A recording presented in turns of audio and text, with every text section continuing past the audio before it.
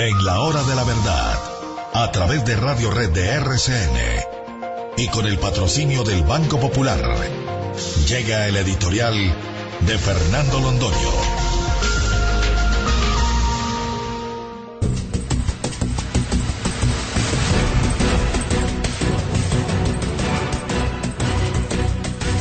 Ayer, queridos oyentes, se dieron cita a dos acontecimientos que están estrechamente conectados y que muestran las terribles falencias de nuestro sistema judicial y de nuestro sistema legislativo, y de la manera como los jueces están entendiendo las leyes, o mejor, como no las están entendiendo. Al mismo tiempo en que Luis Alfredo Ramos, desde su cárcel, la Ramo Verde colombiana, clamaba porque se lo oyera, puesto que está siendo víctima de un cartel infame de testigos falsos, declarados ya varios de ellos como testigos falsos y condenados a penas de prisión por ser testigos falsos. Luis Alfredo Ramos decía: alguien, el presidente de la República, alguien, ocúpese de mi caso. Llevo años detenido precautelativamente por la Corte Suprema de Justicia en un abuso evidente de poder, en un prevaricato ostensible y grotesco, y nadie tiene compasión de mí, nadie me aplica justicia, y yo más que compasión quiero justicia, alguien que se ocupe de mi tema porque soy víctima del cartel de los falsos testigos que está proliferando en Colombia. Cuando eso ocurría, salía la noticia de que Sabas Pretel, exministro del Interior y de Justicia, había sido derrotado en una pretensión que nos parecía absolutamente imbatible, como es la que tienen todos los que fueron condenados, todos los aforados en primera instancia. Señor, aquí hay una sentencia donde dice que hay una norma supraconstitucional, este sí perteneciente al bloque de constitucionalidad, según la cual nadie puede ser condenado en Colombia por sentencia de única instancia. Luego, aplíqueme el principio y denme el espacio suficiente para que yo acuda a una segunda instancia. Y a Sabas Pretel le contestan que no, en primer lugar, porque la ley no es retroactiva. Por Dios, ¿qué le hubiera pasado a un alumno nuestro si hace 40 años, cuando enseñábamos esta materia en la Universidad Javeriana, nos hubiera contestado algo parecido? No hubiera sacado 30 puntos en el examen, 30 puntos sobre 100, con absoluta seguridad. Y lo dice la Corte Suprema de Justicia. La ley penal no es retroactiva. Y uno dice, ¿estaré escuchando bien? ¿Será de verdad la Corte Suprema de Justicia la que diga semejante enormidad? La ley penal siempre será retroactiva en materia penal cuando es permisiva o favorable al reo, inclusive al que está cumpliendo la condena. Lo dice la ley 153, oigan, de 1887. Fue la primera ley que modificó en grande escala el Código Civil que acababa de ser incorporado, proveniente de Chile, por obra del gran maestro Andrés Bello. Y la ley penal no es retroactiva, es lo primero que le dicen al doctor Pretel. Y lo segundo, nos morimos de la pena con usted. Pero resulta que el Estado colombiano no ha previsto lo suficiente para que nuestras sentencias tengan una instancia superior. Y Sabas Pretel desde su cárcel dirá, ¿y yo qué tengo que ver con eso? ¿Será ese problema mío o será problema del Estado? ¿De quién es el problema? Como el problema es el del Estado, que tiene la obligación de tener una estructura judicial que esté de acuerdo con los postulados de las normas internacionales a las cuales Colombia está sujeta y a las normas nacionales que debe cumplir por mandato de la Corte Constitucional, a mí me tienen que dejar en libertad. Y después el Estado verá qué hace, cómo se compone, cómo resuelve el problema de que no hay tribunal superior a la Corte Suprema de Justicia y que los llamados aforados fueron juzgados indignamente, inicuamente, injustamente por un tribunal de única instancia. ¿De quién es el problema? ¿Y quién lo tiene que resolver? Para la Corte Suprema de Justicia, la ley penal, favorable o permisiva, no es retroactiva. barbaridad que no comete un joven de primer año de Derecho de ninguna universidad del país.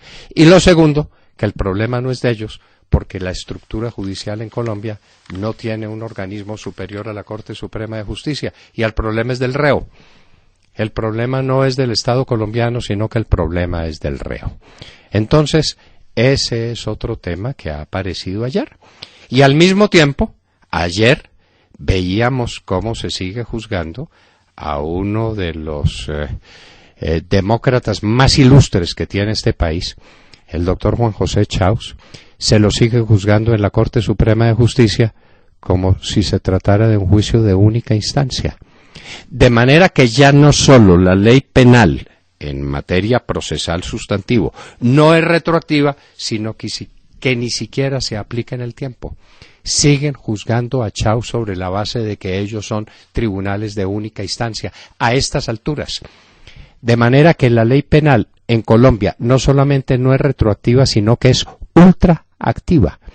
Esa ley penal sustantiva, la de los procesos de única instancia, ya fue suficientemente sustentada por decisiones legales y por decisión de la Corte Constitucional, y no se la aplican a Chaus, y no se la aplican a los que están en juicio. La Corte Suprema de Justicia sigue prevaricando, con una sanfazón, como dirían los franceses, absoluta. Aquí seguimos en procesos de única instancia.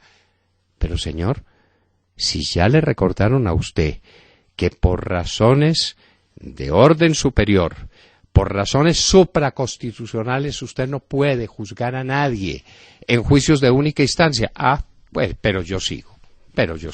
Y a ver quién me detiene, quién para este carro de la injusticia en Colombia. Y al mismo tiempo que eso ocurría, nos viene la noticia sensacional de que la Cámara de Representantes está aprobando un proyecto de ley para dejar en la cárcel a las personas a las que no puede dejar en la cárcel porque se les vencieron los términos que una ley fijó para ponerlos en libertad si no se les había iniciado juicio formal o si no se los había condenado. Pero eso hay que arreglarlo. Arreglémoslo después. Ley penales retroactivas. Dios mío, ¿en qué país estamos viviendo?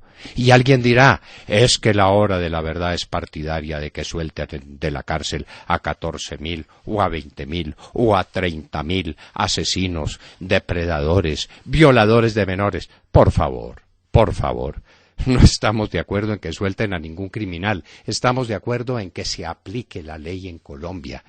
Estamos de acuerdo en que los jueces dicten sentencias oportunas. Estamos de acuerdo en que se cumplan los principios fundamentales de orden constitucional que rigen la actuación judicial. De manera pues que al mismo tiempo nos han dado semejantes dosis. Luis Alfredo Ramos clamando contra los falsos testigos, nadie lo escucha.